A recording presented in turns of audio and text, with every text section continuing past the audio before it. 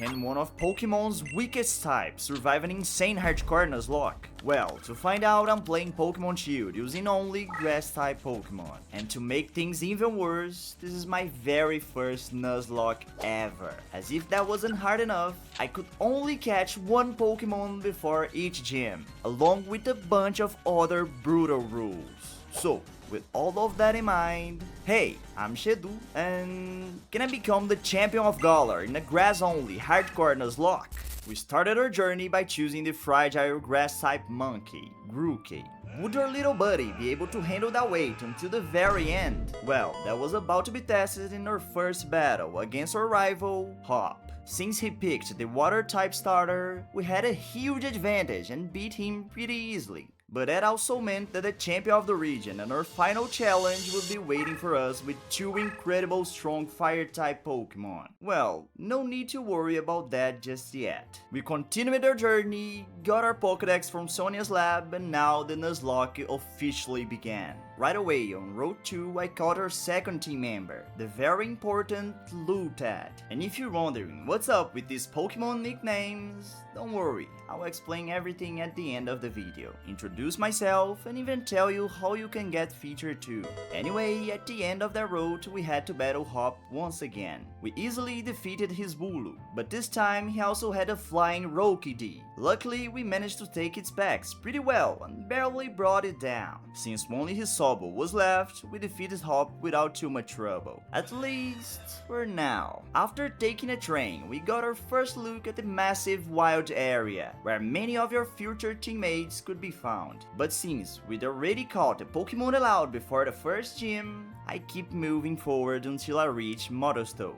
There, we met the villainous Tingyell, who were causing trouble inside the Budel drop-in. After beating them, we took part in the opening ceremony of the gym challenge, and got to see all of our future opponents up close. And honestly, I started to wonder if we could actually make it to the end of this challenge. With a knock in my stomach, I kept going and ran into Hop once again. Since his team hadn't changed at all, the results was exactly the same. After the battle, my confidence came back. Nothing and no one seemed capable of stopping me. And even though this was my very first Nuzlocke, I was absolutely steamrolling every trainer that stood in my way. Anyway, I keep steamrolling every One single mistake, one tiny misplay, that was all it took. That trainer and his bugs destroyed every single one of my partners, one by one. And just like that, it was over.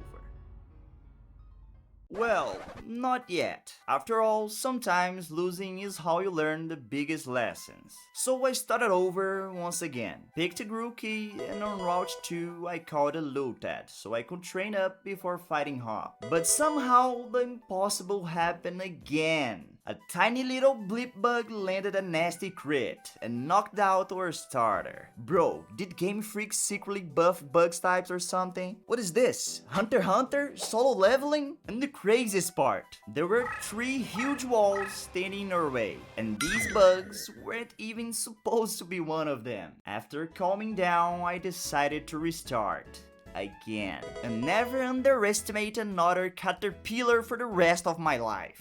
This time, I played through the entire early game using only Grookey, till I reached the wild area, where I finally caught a Lombre. Along the way, our little monkey also evolved into Twake. Eventually, we came face to face with Peter. He led with Sizzlipede, and I sent out Lombre. We opened edge with Fake Out for some big damage, and since we're faster, one water gun completely washed that bug away. Then came his terrifying Dottler, and after 2 knockoffs, we absolutely demolished it. Finally, in your long-awaited victor over Student Petter? Yeah, that's who has given me nightmares. After getting past him, we entered the Galar mine and met Bed for the first time. Our slightly over-leveled monkey completely destroyed his psychic types. But hey, don't blame me, it's not my fault that the first gym's level cap was freaking 20. Soon enough, we arrived in Turffield. And after getting your team to the cap, it was finally time to challenge the first gym leader and fellow grass specialist, Milo. He sent out Ghosty Flower while while I led with Lombre. Fake Out gave us an early advantage, and after trading a few hits, the little flower was barely hanging on. But since Milo's next Pokemon was about to Dynamax, keeping Lombre in felt way too risky, so I switched to Twake, who easily tanked the hit and finished the job with double hit.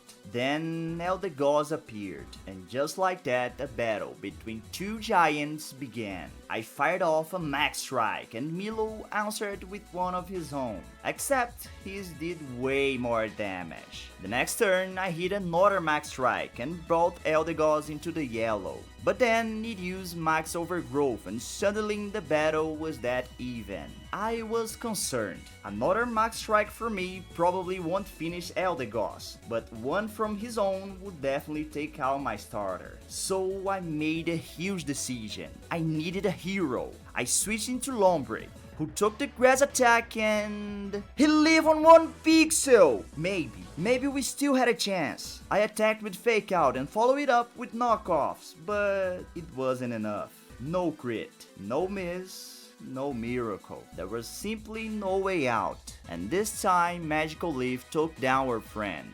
I wanted revenge. Twake came back onto the field and used double hit, but Eldegoss survived and fired back.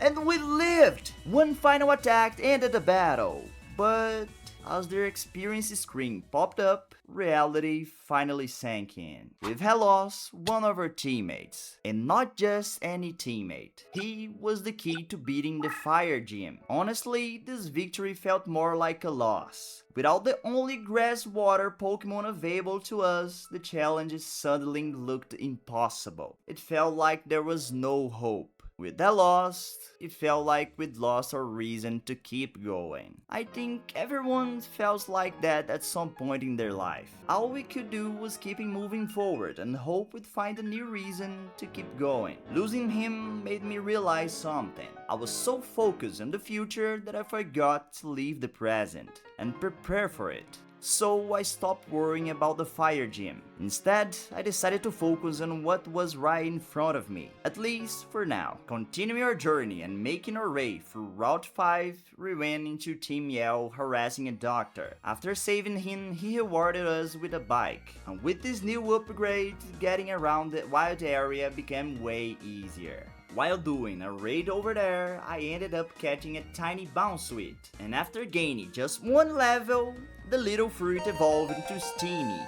And after everything we'd been through, our team was finally starting to come together again. We head back to the bridge, we got our bike. Hop showed up looking for a rematch. Our Twake easily took down Wooloo with Razor Leaf, but his bird had evolved into the terrifying Corvscryer. Thankfully, thanks to the great physical defense and a lucky crit, we managed to beat it this time around. And despite having evolved as well, Drizzle got completely obliterated. With the path finally clear, we arrived into Hillbury, home of the next gym. The crowd and the packed station were already enough to bring back memories from that trauma. But we had to swallow our fear, because it was time to face the resilient Water-type master Nissa. The battle started with Goldeen and Steenie on the field. One Seed Bomb immediately brought the fish into the yellow, and its horn attack barely scratched us in return. One more hit from a little fruit knocked out Goldeen, and in came Arrokuda. A single Razor Leaf nearly one-shot it, and knowing that Nissa's final Pokemon was about to Dynamax, I switched into Twake, who easily tanked a bite. I then activated Dynamax myself, using Max Knuckle to finish off the little fish, and even got an attack boost in the process. Nissa sent out her final Pokemon, the massive and imposing Dynamax Dreadnought. But this time, we are ready. We charge forward with boosted 4 times super effective Max Overgrowth, and it even crit, completely wiping out any chance the opponent had. And for the first time in this challenge, nobody died. No sacrifices, no heartbreaking losses, just a clean victory on our second gym badge. Yeah, I couldn't put my worries aside anymore. One tiny mistake in the next gym could be fatal and end the entire challenge. Counting with 2 fully evolved powerhouses and a Gigantamax Centipede, the fire gym looked completely unbeatable. I couldn't think of a single Pokemon on our team that could survive even 2 fire type attacks. Except one. There was only one Pokemon that could save us. After thinking about it for a long time, I decided to travel all the way to the Challenge Beach on the Isle of Armor in search of a ghostly grass-type anchor, Dhelmise. I caught it, and yes, Dhelmise, no pressure or anything. But this anchor was our one and only hope of continuing the journey. I taught Dhelmise the TM for liquidation and decided to train up its AVs back on the early routes. After that, I also taught it Swords Dance. Making my way through Galar Mine number 2, I run into bad once again. But my Twake easily soloed all of his psychic types. Still inside the cave, Hopped helped me deal with some members of the evil team. And guess who showed up? The man from all my nightmares, Kabu, the leader of the next gym. But before returning to Motostoke, I had to stop by the Budo drop-in, where I had my first battle against Marnie. She had a Krogunk, a Scraggy, and finally Morpeko. After defeating her, I began preparing for the big fight, and during all that training, our Steenie finally evolved into the beautiful Serena.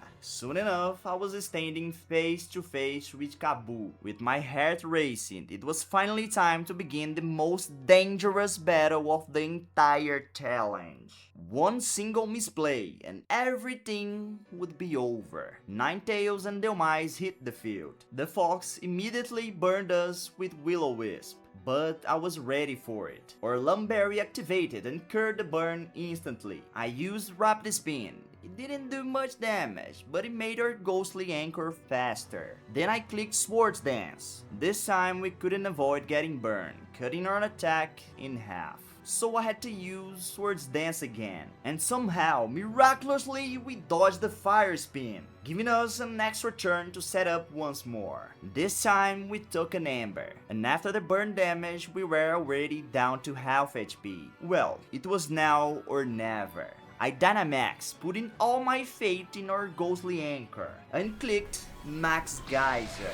It obliterates Ninetales, and the rain begins to pour. Arcanine came out next, lowering our attack with Intimidate. I clicked Max Geyser again, and we take down the Fire Dog too. But then, the terrifying Flame Bug entered the field. Scorch. We only had one Dynamax turn left, which meant that if our next attack didn't end the battle, it was over. To make things even worse, we now stood before the enormous Gigantamax Scorch. This attack was for our fallen friend, Max Geyser.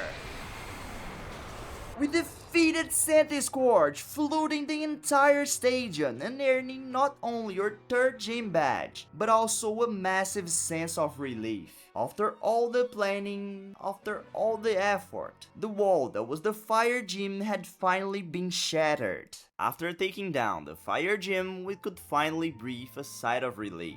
Or so I thought. There was this strange feeling running down my spine. Ahead of us waited another brutal challenge, and this one was ice cold. But we've already learned our lesson.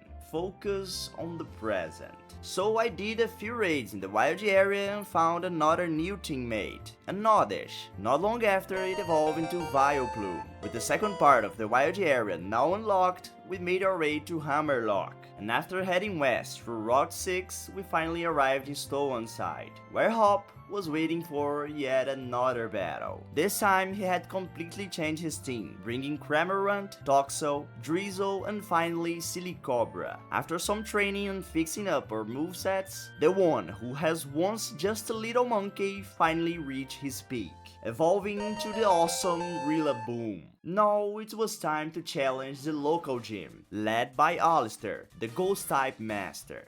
The battle began with the Unmasked and Vileplume on the field. I tried putting it to sleep, but I missed and got hit by a Hex instead. Thankfully, it barely did any damage. On the next turn, I landed Sleep Pounder, and our strategy could finally begin. I switched into Rillaboom and started setting up Swords Dances, until the Unmasked woke up and decided to disable to stop her boosts. But it was already too late, because a single Darkest Lariat completely destroyed the opponent. Alistair sent out Mimikyu and I used Room Beating to break its disguise and lower its speed. He made the mistake of setting up, because on the very next turn another attack took it down. Her Sola met the exact same fate right after. The gym leader final option was Gengar, and with that, a battle of giants began. Dynamax Rillaboom vs Gigantamax Gengar. Two titans stood on the field. I clicked Max Darkness and Gengar just couldn't survive. We won the battle and claimed our 4th gym badge. But that strange feeling only got worse, like the calm before the storm. As soon as I walked out of the gym, I found Bed destroying a historical monument. So naturally, we had to stop him. He had a Duosion, Hattrem, Gotorita, and a Galarian Ponyta. After getting that problem out of the way, I decided to head back to the Isle of Armor and take on the challenge at the local dojo. After completing the first trial by defeating 3 Slowpokes, I was rewarded with a choice between 2 starters, Squirtle and Bulbasaur. Obviously, I picked the little bulb. Now, this Bulbasaur already had the Gigantamax factor, so after leveling him up and evolving him into Venusaur, we had yet another powerful weapon for this challenge. After fixing his moveset, I made my way to the town of Balonlea, where the fairy gym was waiting for us. And it was there that I made a terrible mistake while facing the gym leader, Opal. The battle began with Galarian Weezing and Dhelmise. I clicked Heavy Slam and completely steamrolled the opponent. Mawile came out next and lowered our attack with Intimidate. But a single Earthquake took it down as well. Then Togekiss appeared, and that's when I made a horrible mistake. I decided to switch into Venusaur. The second I did it, I realized how dumb that play was. Because here came a massive R-Slash that instantly dropped us to half HP. I decided it was time to debut our Gigantamax form. I Dynamax and fired off a powerful Max Zeus, trying to turn things around, but the opponent barely hung on and hit us back with another devastating attack that we survived on a pixel! Then, with one more attack, we finally took down the Flying Fairy, while also boosting our special attack in the process. But now, Opal's final Pokemon appeared, Gigantamax Alcremie. We had almost no HP left. But if I switched, one of my teammates would probably take a fatal hit. So I made my choice. Trusting in our boosted Venusaur, I clicked another Max Zeus and we took it down! After that massive scare, we somehow pulled it through. That battle came dangerous close to ending in tragedy, but even so, we walked away with another gym badge. The further we got into the game, the colder it felt. With a terrible feeling in my gut, I headed back to Hammerlock once again. But this time, after going east, Hop challenged us. We easily took down his Trevenant, and even though Hitmore gave us a little scare, we eventually beat it too. Along with Snorlax, Boltund, and his fully evolved starter Inteleon. After making our raid through Route 8, we finally arrived in Chichester. That freezing city, with this icy atmosphere, was practically screaming danger for grass types. And even then, I had no idea just how brutal and deadly the gym waiting for us would be. A nice type gym. One with a massive advantage over our entire team.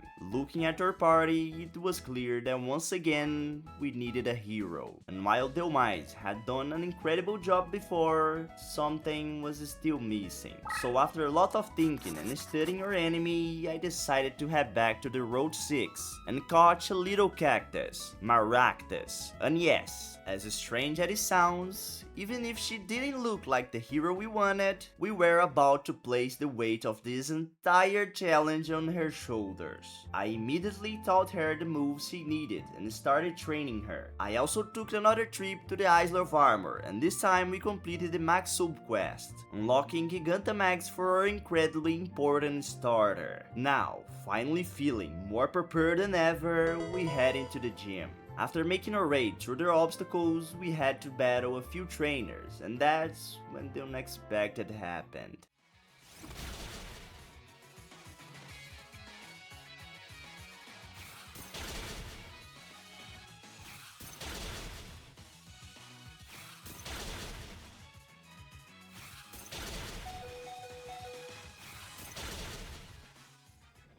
Yeah, our Delmais got one-shotted by the very first random gym trainer. The hero that had carried this challenge on his back, the Pokemon responsible for us even being here, got instantly knocked out by some random trainer in the gym. And then it hit me. Just like the fire gym, one tiny mistake here could mean the end of everything. Despite that, we managed to reach the stadium without suffering any more losses. But now, there was a huge hole in our team. It was finally time for the moment of truth. We stood face to face with Melanie, the Ice-type gym leader. She sent out Frostmoth, a Pokemon that wasn't just Ice-type, but Bug-type too. I led with Maractus and immediately started my strategy by setting up the sun. But then, one single ice wind brought our cactus down to a sliver of HP, while also lowering our speed. Thankfully, I was prepared for that. Our white herb activated, restoring our speed back to normal. Not only that, but Maractus Chlorophyll kicked in, doubling our speed under the sun. This time, we attacked with Weather Ball, which had turned into Fire-type move thanks to the weather. The bug took a credible super effective hit and was completely fried. But then came the absolute monster, Darmanitan. This time, Weather Ball was only 2 times super effective, and if it didn't knock out it here, our entire strategy would fall apart. And we one-shot it too! Ice Cube was next, and another fiery blast completely cooked the poor bird. Maractus had proven her worth, and officially became our new hero. But then Lapras entered the field, and reality hit me. It completely countered our strategy. For the next 3 turns, it will be into Gigantamax form. I had to make the hardest decision of the entire challenge. Someone had to be sacrificed, and after everything Maractus had just done, Vileplume, who had spent most of the challenge in the background, decided it was finally his turn to be a hero. I sent him into the field. Lapras Gigantamax and brutally wiped out our teammate. Another loss. To make things even worse, its attack set up Aurora Veil,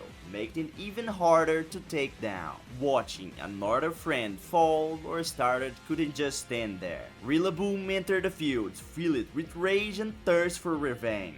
And for the very first time, we unleashed its incredible Gigantamax form. I clicked G-Max Rune Solo, but the opponent barely survived. And then it fired back with another devastating attack that we tanked thanks to Rillaboom's incredible bulk. We survived the hit, and with one final beat of the drums, we finally brought down Lapras, defeating Melanie. But at what cost? Our team, once complete, had lost 2 important members. Thanks to Vileplume's sacrifice, we earned yet another hard-fought Ice Cold Gym badge, proving that heroes aren't just the ones who win, they're the ones willing to give everything they have. Still dealing with those losses, I kept moving forward. After all, the challenge was far from over, and little did we know that the next major threat would be even worse. While exploring the wild area, I decided to catch our next teammate, a Roselia. Using a shiny stone, we quickly evolved her into the fabulous Roserade, a worthy successor to our former hero, Vileplume, since both of them are poison types. I just hoped nothing bad would happen to her too. Back in Sir Chester, Hop challenges once again, and this time his entire team was fully evolved. He led led with Double, which keep lowering our attack while we set up the Sun strategy, this time using Growth to boost ourselves. When he finally decided to attack, the sheep landed a critical hit that dropped us to half HP, but we fired back with Giga Drain, one-shotting it and healing ourselves into the process. The dangerous Corv Knight came in next, but it was already too late. We were way too strong under the sun, and a single weather ball completely roasted the metal bird. Snorlax, despite being bulky, couldn't survive a Giga Drain, and neither could Inteleon, or finally, Pincurchin. After leaving the city, we found Team Yell causing trouble for a doctor once again, and our veteran, Serena, stepped up to deal with them. But then, because of a misplay and just barely not having enough damage, Linoon survived a drop kick with a sliver of HP and fired back with a terrifying counter, instantly taking down another one of our teammates, out of nowhere. I couldn't believe our horrible luck. All we could do now was keep pushing forward after yet another devastating loss. At least the doctor rewarded us with a great water bike, and with it, we'd finally reached the entrance to Spike Move, where Marnie challenged us. She had a Leopard, a Toxicroak, a Scravity, and finally Morpeko. After defeating her, I prepared my team for the 7th gym, led by Marnie's older brother and Dark-type specialist, Pierce. He sent out Scravity, while I led with Roserade. We took a Fake Out, which made us flinch, but also poisoned him thanks to our ability. On the next turn, a devastating 4x super effective Dazzling Gleam completely obliterated him. But when Malamar came in, I had to switch to Rillaboom, who took a free hit before firing back with the Brick Break to even things up. Then Malamar used a terrifying throw play that we survived on a pixel, but now I had to make a choice. I clicked drum beating and we got it! Malamar went down. Pierce then sent out his ace, Obstagoon. This time I didn't have many options, so I switched to Venusaur, who took a critical hit Shadow Claw, but tanked surprisingly well. I put the Rockstar to sleep and relentlessly attacked with 2 energy balls. The second one landing a critical hit, leaving the opponent in range for one final Sludge Bomb to finish the job. Pierce's last Pokemon was a Skuntank, and unlike the other gyms, there was no Dynamax here, so I repeated the same strategy, putting the opponent to sleep, and after a few Earth Powers we secure yet another victory, and our 7th gym badge. With another gym defeated, we are finally allowed to catch another team member. But before doing that, I needed to study your next challenge, the final gym of the game, home to the terrifying dragon types. So I decided to catch a Snover, and while preparing for the gym, I trained up the team. Our little Snover quickly evolved into a Bomasnow. Without further ado, it was finally time to stand face to face with the man considered the 2nd strongest trainer in all of Galar, second only to the one waiting for us at the very end of the road. This was Haihan, the Dragon-type master. The battle began as a double battle, Gigalith and Flygon versus Rillaboom and Venusaur. A sandstorm immediately started raging, but by switching into a Bomasnow I replaced it with snow. Our Rillaboom used drum beating and brought Gigalith deep into the red. Flygon hit us with Breaking Swipe. We didn't do much damage, but lowered the attack of our Pokemon, while Gigalith set up Stealth Rock on our side of the field. On the next turn, trying to cancel the attack drop, I used Swords Dance with our starter, but Flygon fired off another Breaking Swipe, putting our stats right back to neutral. Then our newest teammates unleashed a powerful Blizzard and completely obliterated both opponents. Haihan then sent out his ace, Duraludon, along with Sandaconda. It was time. I activated my starter's Gigantamax form once again, while Haihan turned his Pokemon into a giant skyscraper with Gigantamax Duraludon. I attacked the Sand Snake and our monkey one-shot it with ease, but the opponent returned the favor, targeting a Bomasnow with Max Steel Spike, and down he went. Well, even though he had only been with us for for a short time, a bomb of snow had fallen.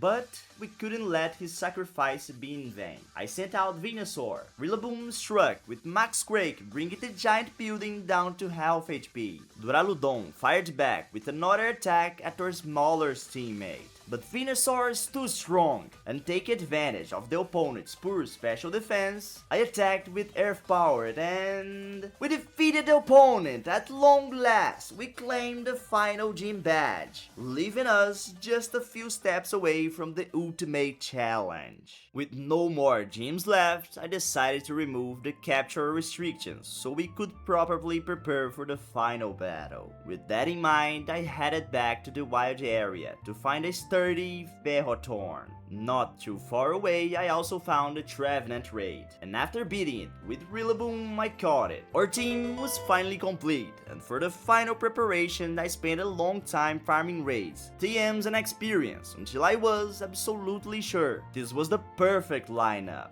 Now, all we had to do was follow the damn train, CJ. Now all we had to do was make it to Route 10 by defeating every trainer.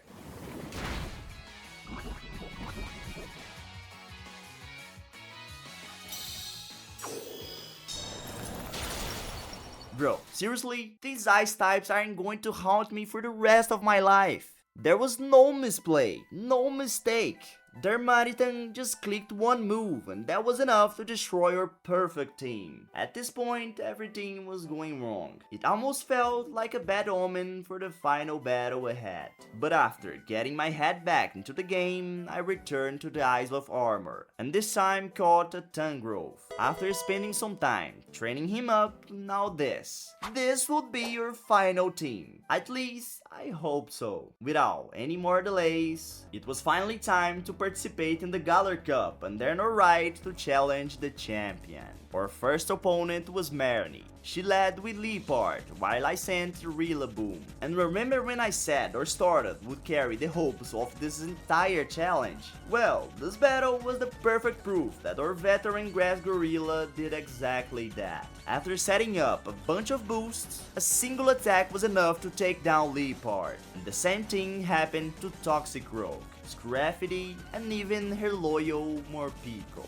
Finally, Marnie Gigantamaxes her Grimmsnarl, but we weren't backing down. Rillaboom transformed into its Gigantamax form, and with one massively boosted Gigantamax Drum Solo, we secure our first victory in the tournament. After giving our starter a well-deserved rest, we came face to face with Hawk for the final time, our rival since the very beginning. He started with Dubwood, and I decided to debut our Grass Ghost Trevenant. Since the sheet would barely touch us, I used several growths to massively boost our stats. Now, fully powered up, a single Drain Punch completely destroyed the opponent and healed us back to full. Corviknight came in next, but by now we were completely out of control. One Phantom Force was enough to take it down too. Then came Pincurchin. I Dynamaxed our newcomer and once again completely annihilated the opponent.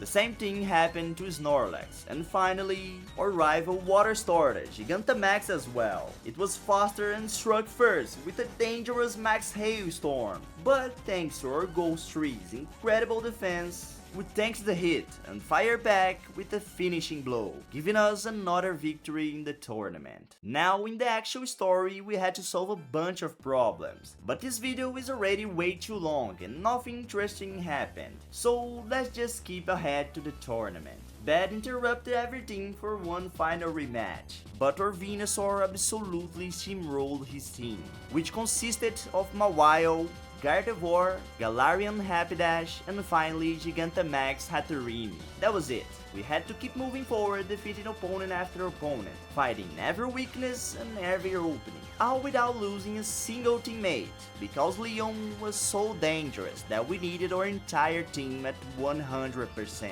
And so we advanced through the tournament, defeating the Water-type Master Nissa, the Ghost-type Master Alistair, and finally reaching the semi-finals against Raihan. And then the worst happened. Tangrowth faced off against Torkoal and left it hanging on with an Earthquake, but we got put to sleep. On the next turn, the opponent healed up, but we landed a sleep pounder, turning the battle into a sleep war. Then we stay asleep for 3 straight turns. Torkoal wake up, Lava Plume, and we live on 1 HP, finally waking up. We fired off another attack and the opponent survived again and completely roasted our teammate. Our veteran Rillaboom refused to give up. He entered the battle and took down every single one of Haihan's Pokemon one by one, carrying us to victory. We were finally about to face our last opponent, yet there was another hole in our team. After carefully studying and calculating every possible outcome, I took a deep breath and stepped in the stadium one last time. This was it. No room for mistakes. No room for misplays. This was the final battle against the champion of the entire Galar region. The battle began with Aegislash against our prodigy, Maractus. I started by setting up the sun, but we took a Shadow Ball that dealt huge damage and even lowered our special defense. On the next turn, the Sword protected itself, but I saw it coming and used Growth instead, getting a double boost thanks to the sun. Now, with the boosted, super effective Weather Ball, we completely obliterated Aegislash. But then Leon sent out the one Pokemon that could completely turn this battle around, Cinderace. One mistake here and my own sun would become a weapon for the opponent. I needed to take it down with one hit. I went for Hyper Voice and we got it! Man, Maractus keeps surprising me every single time. But then Dragapult entered. We attacked with Weather Ball, but this time we weren't so lucky and we lost another teammate. Our prodigy hero Maractus had fallen. But he felt like a true warrior, because he had already taken out nearly half of Leon's team. I sent out our veteran Rillaboom, and the champion fully healed his dragon. But we charged in with a powerful, super effective Darkest Lariat and one-shotted Dragapult. Leon then revealed the dangerous Haxorus, but our gorilla wasn't intimidated. He attacked and left it hanging on, but then came a devastating outrage. We survived! And with one more attack, our greatest pillar finally brought the dragon down. Now Seismitoad entered the field, but instead of using our obvious type advantage, I needed to prepare for the monster that was coming next. So I switched into Ferrothorn, who tanked the enemy's attack and set up Stealth Rock. That was our strategy. With this job done, Ferrothorn traded blows with the opponent, until both Pokemons were barely hanging on. To avoid another casualty, I switched into Trevenant, who used its massive defense to comfortably survive Seismitoad's Earthquake. Our Ghost Tree was going to be the key for this battle, so I Dynamaxed it and used Max Phantasm, completely obliterating the Toad. Now it was time. The dreaded Charizard entered the field and immediately lost half of its health to Ferrothorn Rocks. But Leon didn't hesitate. Knowing the unimaginable power of his partner, he Gigantamaxed as well and unleashed the devastating, super effective G-Max Wildfire. We survived after everything we've been through, after our falling teammates. Every victory, every defeat, everything had led to this moment.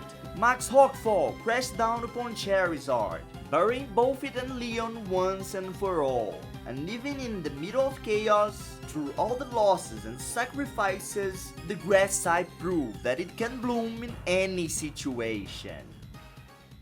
And with that, we reached the end of the video. If you made it this far, it's probably the perfect time to properly introduce myself. My name is Shedu. I am a creator from Brazil, and over on my main channel I make Pokemon videos in Portuguese. I started this English channel because I wanted to share my content with even more people around the world and hopefully turn this into my full-time job someday. As for all those weird Pokemon nicknames, now you know. Every single one is named after a subscriber or channel member for my community. If this channel does well, I'd love to do the same here, giving you guys the chance to appear in the future videos. So if you enjoy the challenge, thank you so much for watching all the way to the end. It genuinely means a lot to me. If you want to help the channel grow, make sure to leave a like, subscribe if you're new, and I see you in the next challenge.